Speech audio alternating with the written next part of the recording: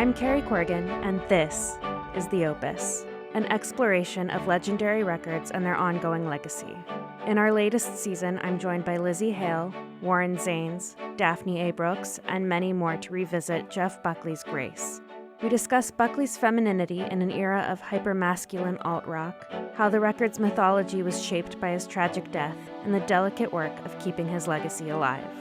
Find us at Consequence of Sound or wherever you listen to podcasts.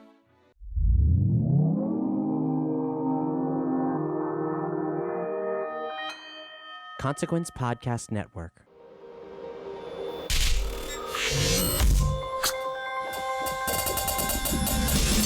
And welcome to another edition of Kyle Meredith with. It's an audio interview series presented by WFPK, Independent Louisville at WFPK.org, Consequence of Sound, and the Consequence Podcast Network. Hoping you're taking this moment to hit the subscribe button to the podcast series, too. We put out multiple interviews every week, in fact, Monday, Wednesday, and Friday, so we'd love to keep you up to date on all of those. And you can subscribe, all the usual places, iTunes, Apple Podcasts, Spotify, YouTube as well. And of course, if you're already a subscriber, I hope you hit that review button and say a little something nice about the series or just where you're listening from or something great you heard. You can also give the series a rating as well, which does a huge deal of good for us. I'm Kyle Meredith, and today my guest is Stephen Bishop. The legendary singer-songwriter has a brand new record called We'll Talk About It Later in the Car, a title that stretches all the way back to his friendship with the late Carrie Fisher. In fact, a lot of these songs actually date back to the beginning of his own career, although that doesn't include the first single, which is a brand new song, a really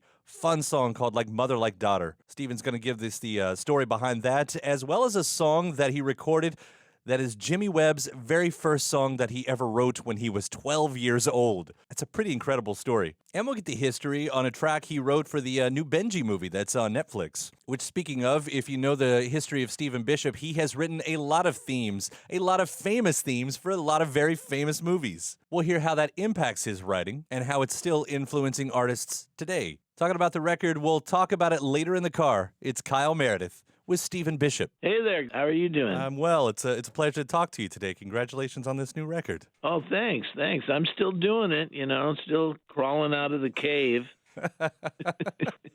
Well, it's been fun to listen to so far. We'll talk about it later in the car, and I don't want to get too kooky here, but my first thought was, well, the car seems like a bad place to discuss anything too confrontational. There's no escape once you're in the car, so it's But I'm told this story goes all the way back to you hanging out with Carrie Fisher, right? Yeah, from the early days. We were friends, and we went to Saturday Night Live one time, and she was in a booth, and she was talking to some friend of hers, and she said, I overheard her say, we'll talk about it later in the car. And then I thought, oh, she's talking about me.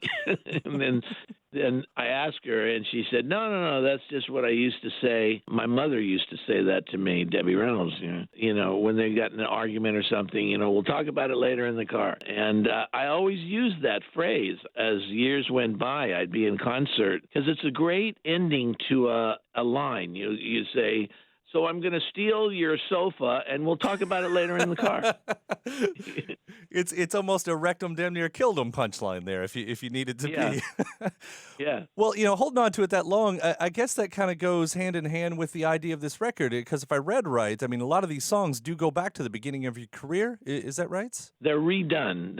I kind of tried to discover all the elements of how my songs became hits, On and Save It for Any Day and all these different songs. And then I just kind of reworked it, re-recorded it, most of it. So that's what's on there, yeah. Now, does the first single, does it have that kind of lineage, like Mother Like Daughter? Kind of, but it's also new. It's also very new, and we did some different stuff on it. But we're very happy with how people are reacting to it. I think it's the theme of the song. It's a family. Like mother, like daughter, like father, like son, and then it gets into all the things in the middle.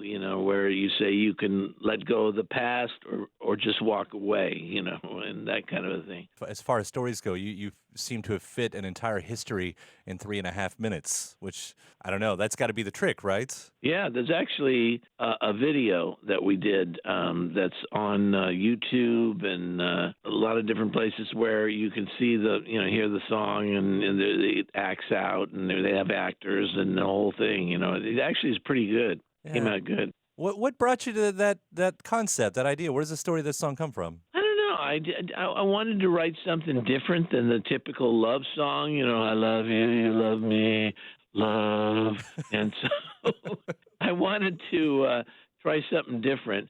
And, the theme of the family is always very strong. And where, people, it starts off, she was 3 years old when the postcard came with just a lipstick kiss and her mama's name. So it starts off with that. And, it goes into the whole intricate workings of this family. It's a really good lyric, by the way. The whole song is a really good lyric. It's kind of, it sounds kind of country, but it's also pop at the same time. I co-wrote it with Robin Lerner, this girl who co-wrote This Kiss. Oh, yeah. For Faith Hill. And she's a great writer, and, it came out really well, I think. Not writing the love song, do you find that you've had to fight against the type? I think I read somewhere that you said, I'm not just a balladeer. That's exactly right. Yeah, people kind of, I think it was It Might Be You, which kind of solidified me in people's minds as a balladeer. Because On and On is Save for Rainy Day and some of my other hits, they're not so ballad minded. But I had on this album there's like all sorts of different songs on there. I have a really fast song called One in a Million Girl and other ballads and mostly ballads. No. No. And then other songs that are, ballad and other songs that are upbeat and jazz. I recorded this old Peggy Lee song on there, and it was fun. It's got a little bit of everything on it. Yeah, and it also has Jimmy Webb's first song, right? Right. What's That's the story here? He was 12 years old. 12 years old. old. Can you imagine? 12 years old. Wow. This is one of the greatest writers of all time, and it turns out that he was always one of the greatest writers of all time. He was born, he came out going, hit, Tell me about Here that comes song. A hit, baby. I'll have my first, bottle. Whose song that they put out a 12-year-old still sticks around? Like most of those we all hide. Yeah, really. I had terrible songs. I had Surf's Turf was my first song, a weird surf song, and then I had, songs like There's a Hair in Your Enchilada and Beer Can on the Beach and She Took All My Kumquats. That was a big one. I was writing really silly songs. Will there ever be a Sunday in Nebraska? A Fly on Her Lips. I don't know why I wrote these weird songs. Now, Randy or Newman or Harry Nilsson probably would have said, no, I'll put that out. I'll still put that out. Yeah, they had some wild songs. Harry Nilsson, but he had great songs. I knew Harry. He was a great guy. One of my all-time favorites right there. Absolutely. Oh, yeah. Brilliant. I also want to hear about the song Almost Home because this was written for one of the, is it the Benji reboots? It was a new look at Benji. It was a brand new movie. Actually, the movie's really good, and it's on Netflix. And I, along with my friend Kurt Sobel, we wrote this song Almost Home. And, I love dogs anyway. I'm a big dog freak. I've had golden retrievers for, years. And then I just recently got this little puppy and named it Randy Newman.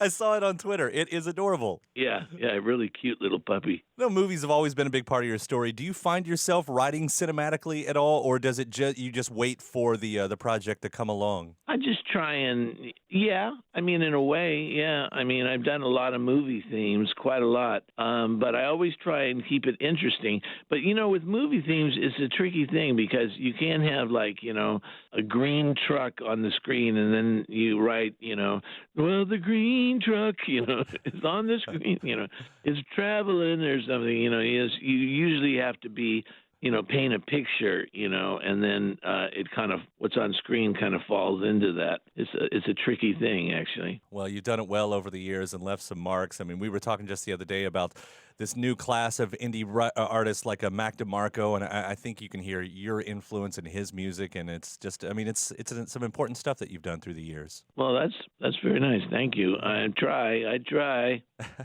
Well, I know we got the doc and the bio still on the way, so it's going to be a busy year for you. So looking forward to both of those. And Stephen, congratulations on the record. We'll talk about it later in the car. All right. Thanks, Kyle. All right, take care. All right. Take care now.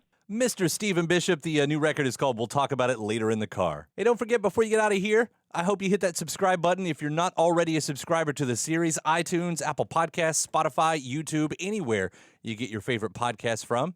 And if you're already a subscriber, give the series a rating. That always is so helpful. You can also leave a review or just say hi. Really, whatever's on your mind. After that, head to WFPK.org. That's where you'll find me Monday through Friday at 6 p.m. Eastern. I do a show that's packed with the biggest new premieres of the day, some anniversary celebrations, music news, and clips from these interviews as well. WFPK.org. You can also find some bonus episodes over there. ConsequenceOfSound.net has your music and film news. You can also find me at Twitter at Kyle Meredith and Facebook/Kyle Meredith. And that does it for another edition. I'm Kyle Meredith. I'll see you next time.